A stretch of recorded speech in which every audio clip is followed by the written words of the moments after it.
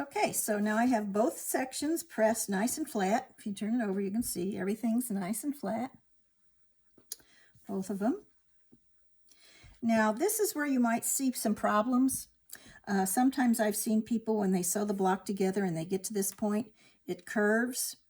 And the reason that is, if it curves, it's because your outside seams are bigger or smaller than your inside seams.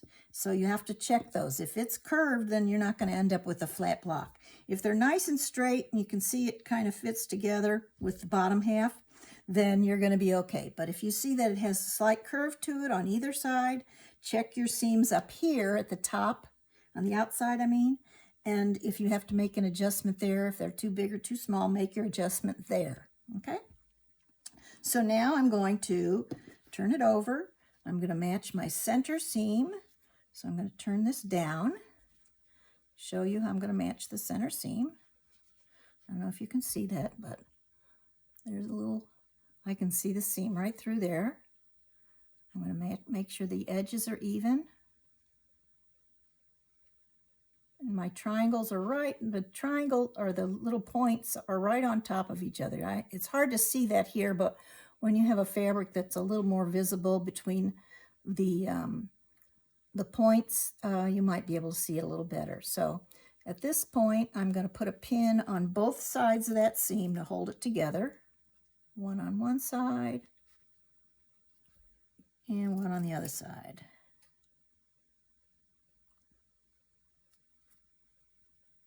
Now, I'm not going to sew from up here to the bottom all the way across because remember I said it's hard to start sewing where your seams come together here.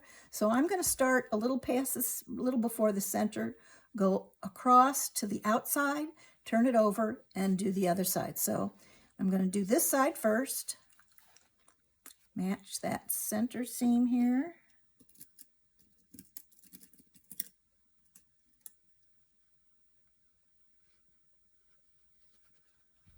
Okay, match my triangle and square. Make sure those are all right on top of each other. And this time I am going to put the pin in this way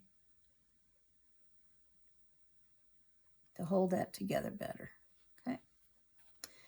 And I'm going to put a pin in the middle here. And one in the middle here. Okay, and I'm going to start before the seam, cross over the seam, and then sew to the end.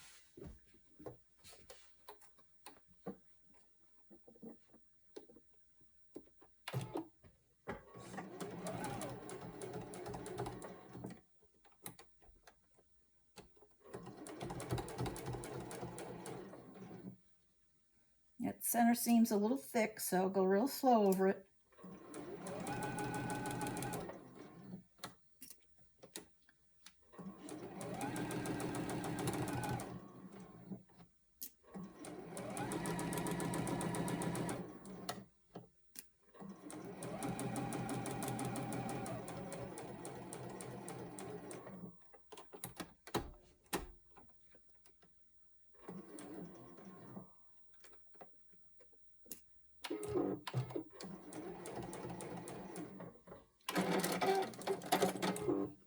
I'm going to check that seam. Not bad. Okay, now I'm going to go to the other side. I don't have to pin. Now I do want to check. I told you to make sure your seam doesn't flip in the center, and looks like it started flip. Now you want to check your center seam to see if it matches before you do anything else. Now what you can also do is before you even start sewing it, if you want to just put a basting stitch right here in the middle before you even sew it together, that way you can check it before you put in any sewing. So it looks like the seams match pretty good. Some fabrics are going to show it more than others, but I do see some fabric leaning over here. But what I'm gonna do is I'm gonna deepen that seam just a tiny bit when I sew it.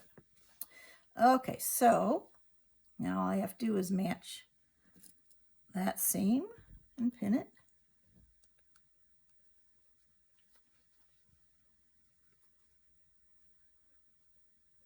Match my square and triangle.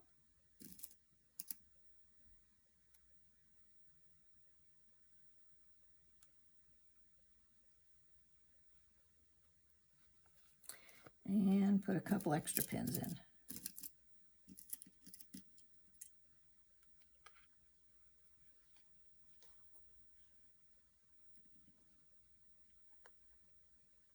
And I'm ready to sew. Again, you're going to start a little bit before the seam, the center seam, and then sew across the seam. It just reinforces that center seam.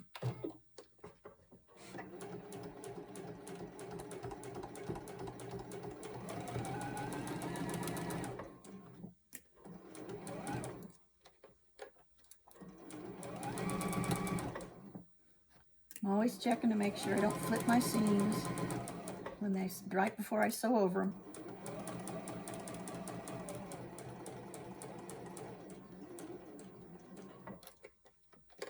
Slow down when I get to the top. Do a couple stitches at a time.